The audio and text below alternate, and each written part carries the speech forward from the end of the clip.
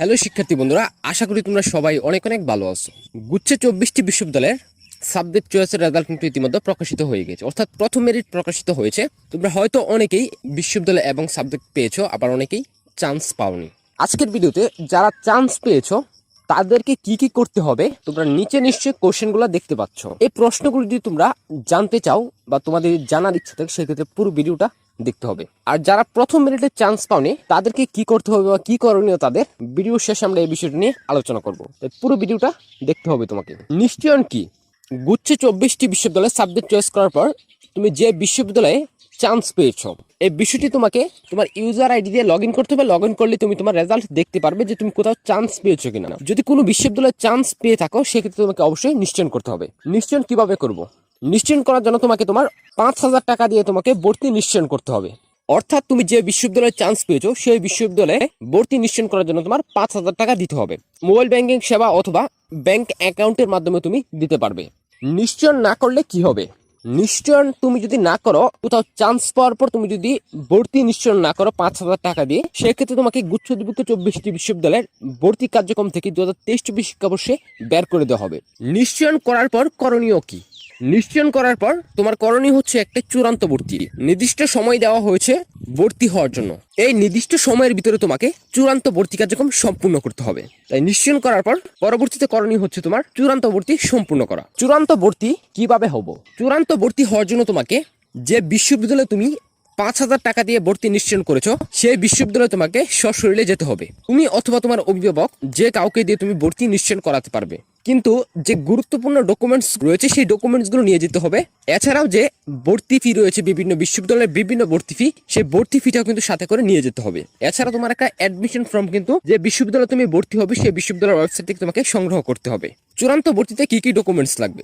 চূড়ান্ত ভর্তিতে তোমার স্বাক্ষরকৃত যে অ্যাডমিট কার্ডটা রয়েছে যেটা তুমি গুছিয়ে নিয়ে গেছিলে সেটি লাগবে।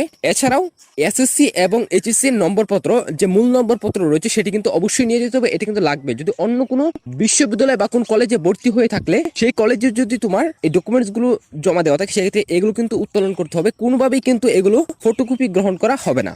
এগুলো অবশ্যই মূল কপি সঙ্গে করে নিয়ে যেতে হবে। এছাড়া তোমার যদি জন্ম নিবন্ধন অথবা এনআইডি থাকে, এনআইডির ফটোকপি নিয়ে যাবা। তোমার অভিভাবকের এনআইডির ফটোকপি নিয়ে যাবা। যে অ্যাডমিশন ফি রয়েছে বিশ্ববিদ্যালয়ে সেই অ্যাডমিশন ফি নিয়ে যাবা। এছাড়াও বিশ্ববিদ্যালয়ে যে বিশ্ববিদ্যালয়ে তুমি ভর্তি হবে সেই বিশ্ববিদ্যালয়ের ওয়েবসাইট থেকে তুমি একটি অ্যাডমিশন ফর্ম সংগ্রহ করবে। এছাড়াও তুমি ভর্তি যে নিশ্চয়ন করেছিলে 5,000 টাকা দিয়ে সেই অ্যাকনোলেজ স্লিপটা কিন্তু তোমাকে অবশ্যই সঙ্গে নিয়ে যেতে হবে, কারণ সেটি হচ্ছে তোমার প্রমাণপত্র। তুমি যে 5,000 টাকা দিয়ে ভর্তি নিশ্চয়ন করেছো সেটা কিন্তু লাগতে পারে এবং সেটা কিন্তু প্রমাণপত্র হিসেবে দেওয়াও লাগতে পারে। তবে এই বিষয় নিয়ে বিস্তারিত ভিডিও কিন্তু অলরেডি দেওয়া রয়েছে, যে কি কি ডকুমেন্টস লাগবে সেই ভিডিওটা তোমরা দেখে আসতে পারো। চূড়ান্ত ভর্তি হওয়ার পর করণীয় কি? চূড়ান্ত ভর্তি হওয়ার পর করণীয় হচ্ছে তোমার একটাই, যে তুমি অপেক্ষা করবে। তোমার যদি বিশ্ববিদ্যালয় এবং সাবজেক্ট পছন্দ হয়, তুমি যদি এই বিশ্ববিদ্যালয়ে পড়তে চাও, তুমি যদি বিশ্ববিদ্যালয় পরিবর্তন করতে না চাও, সেক্ষেত্রে তোমাকে মাইগ্রেশন বন্ধ করে দিতে হবে। অল মাইগ্রেশন স্টপ করে দিলে পরবর্তীতে তোমার বিশ্ববিদ্যালয় সাবজেক্ট কোনোটি পরিবর্তন হবে না। তুমি এই বিশ্ববিদ্যালয় ব্যতীত অন্য কোনো বিশ্ববিদ্যালয় পরিবর্তন হয়ে অন্য কোনো বিশ্ববিদ্যালয়ে যেতেও পারবে না। আবার কোনো শিক্ষার্থী যদি বিশ্ববিদ্যালয় এবং সাবজেক্ট পছন্দ না হয় এবং সে যদি চায় যে তার উপরে যে সাবজেক্টগুলো রয়েছে সেই সাবজেক্টগুলো থেকে একটি সাবজেক্ট অন্য একটি বিশ্ববিদ্যালয়ে আসুক এবং সে অন্য একটি বিশ্ববিদ্যালয়ে ভর্তি হবে, সেক্ষেত্রে অবশ্যই তোমাকে মাইগ্রেশন অন রাখতে হবে। তাতে করে তোমার আসন ফাঁকা থাকা সাপেক্ষে উপরের দিকে সাবজেক্টগুলো আসবে এবং তোমার বিশ্ববিদ্যালয়ে পরিবর্তন হয়ে নতুন সাবজেক্ট আসবে। তাই চূড়ান্ত ভর্তি হওয়ার পর তোমাকে অপেক্ষা করতে হবে পরবর্তী মেরিটের জন্য। মাইগ্রেশন কি? তুমি যখন তোমার চয়েস লিস্ট সাজিয়েছিলে, মনে করো তুমি 10টা বিশ্ববিদ্যালয়ে তুমি 50টি সাবজেক্ট চয়েস করেছিলে। প্রথম মিনিটে তুমি 20 নাম্বার সাবজেক্টটা পেয়েছো। এখন 20 নাম্বার সিরিয়ালের উপরে কিন্তু আরো 19টা সাবজেক্ট রয়েছে এবং সেই সাবজেক্টগুলো কিন্তু বিভিন্ন বিশ্ববিদ্যালয়ে কিন্তু রয়েছে। এবং তুমি যদি মাইগ্রেশন অন রাখো সেক্ষেত্রে তোমার উপরের সাবজেক্টগুলো চলে আসবে এবং এটি হচ্ছে তোমার মাইগ্রেশন। মাইগ্রেশন কিভাবে হবে তোমাদেরকে একটু আগে বিস্তারিত বলে দিলাম, যে উপরের দিকে যে সাবজেক্টগুলো রয়েছে সেই সাবজেক্টগুলো তোমার আসবে। আর এভাবেই তোমার মাইগ্রেশন হবে, যে তোমার আসন ফাঁকা থাকার সাপেক্ষে বিভিন্ন বিশ্ববিদ্যালয়ে তোমার এই মাইগ্রেশনটি চলমান থাকবে। মাইগ্রেশনের ফলে তুমি যে সাবজেক্টগুলো পেয়েছো তার থেকে ভালো সাবজেক্ট তোমার আসবে, তার থেকে নিচের সাবজেক্টগুলো কিন্তু কখনোই আসবে না। মাইগ্রেশন কারা চালু করবে আবার কারা বন্ধ করে দিবে? যাদের বিশ্ববিদ্যালয়ে পছন্দ হয়নি বা সাবজেক্ট পছন্দ হয়নি তারা মাইগ্রেশন অন রাখবে, আর যাদের বিশ্ববিদ্যালয় এবং সাবজেক্ট পছন্দ হয়েছে শুধুমাত্র তারাই মাইগ্রেশন অফ করে দিবে। এরকম হতে পারে যে কারো বিশ্ববিদ্যালয় পছন্দ হয়েছে কিন্তু সাবজেক্ট পছন্দ হয়নি, অথবা সাবজেক্ট পছন্দ হয়েছে বিশ্ববিদ্যালয় পছন্দ হয়নি। গুচ্ছের মাইগ্রেশনের ব্যাপার নিয়ে গুরুত্বপূর্ণ কিছু তথ্য রয়েছে যা তোমার গতকাল ছিল না, গতকালের পরবর্তীতে তোমার অ্যাড করা হয়েছে। চলো ওই বিষয়টি এক নজরে দেখে নিই। স্টপ অল মাইগ্রেশন সম্পূর্ণ করলে বর্তমানে ভর্তিকৃত বিভাগ ব্যতীত পছন্দক্রমে অন্তর্ভুক্ত অন্য কোনো বিশ্ববিদ্যালয় বা বিভাগে ভর্তির সুযোগ থাকবে না।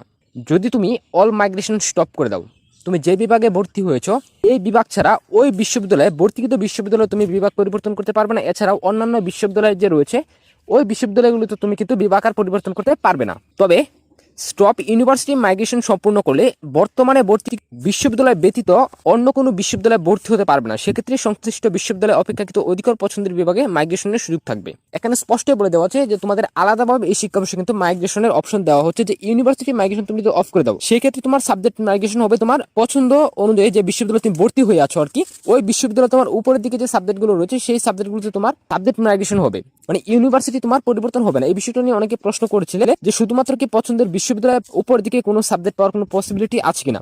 যদি ইউনিভার্সিটি মাইগ্রেশন অন থাকে তাহলে তোমার অন্যান্য বিশ্ববিদ্যালয়ে যদি পরিবর্তন হয় সেক্ষেত্রে কিন্তু সাবজেক্টও সাথে সাথে পরিবর্তন হয়ে যাবে। সেই বিষয়টা কিন্তু অবশ্যই মাথায় রাখবা। বিশ্ববিদ্যালয়ে পরিবর্তন হলে করণীয় কি, এটি হচ্ছে তোমার দ্বিতীয় মেরিটের কথা। প্রথম মেরিটে চান্স পাওয়ার পর কোনো শিক্ষার্থী যদি সেকেন্ড মেরিটে চান্স পায় বা তার মাইগ্রেশনের ফলে যদি বিশ্ববিদ্যালয়ে পরিবর্তন হয়ে যায় সেক্ষেত্রে তাকে অবশ্যই অন্য বিশ্ববিদ্যালয়ে ট্রান্সফার হতে হবে। ট্রান্সফার হওয়ার জন্য সকল ডকুমেন্টস এবং ভর্তি ফি তাকে অন্য বিশ্ববিদ্যালয়ে জমা দিতে হবে। কোনো বিশ্ববিদ্যালয়ে ভর্তি ফি যদি তোমার 10,000 টাকা থাকে সেক্ষেত্রে পরবর্তী বিশ্ববিদ্যালয়ে যদি তার ভর্তি ফি যদি 13 থেকে 14,000 টাকা প্রয়োজন পড়ে সেক্ষেত্রে অবশ্যই তাকে বাকি টাকা দিতে হবে। তবে 10,000 টাকা দেওয়া হয়েছে, এই 10,000 টাকা উত্তোলন করে পরবর্তীতে বাকি টাকা যে রয়েছে তোমার 4-5 হাজার টাকা ওইটা পরবর্তীতে আবারও জমা দিতে হবে। আশা করি বিষয়টা তোমরা বুঝতে পেরেছো। যারা প্রথম মেরিটে চান্স পাবে না তারা কি করবে?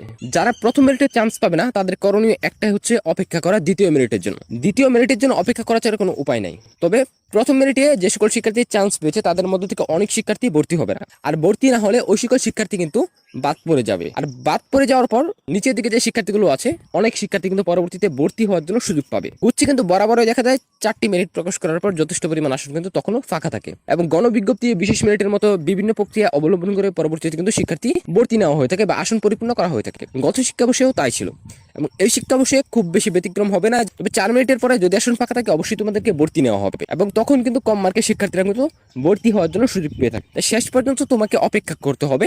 তো এই ছিল তোমার এখনকার মতো আপডেট এবং বিস্তারিত তথ্য তোমাদেরকে জানিয়ে দিলাম।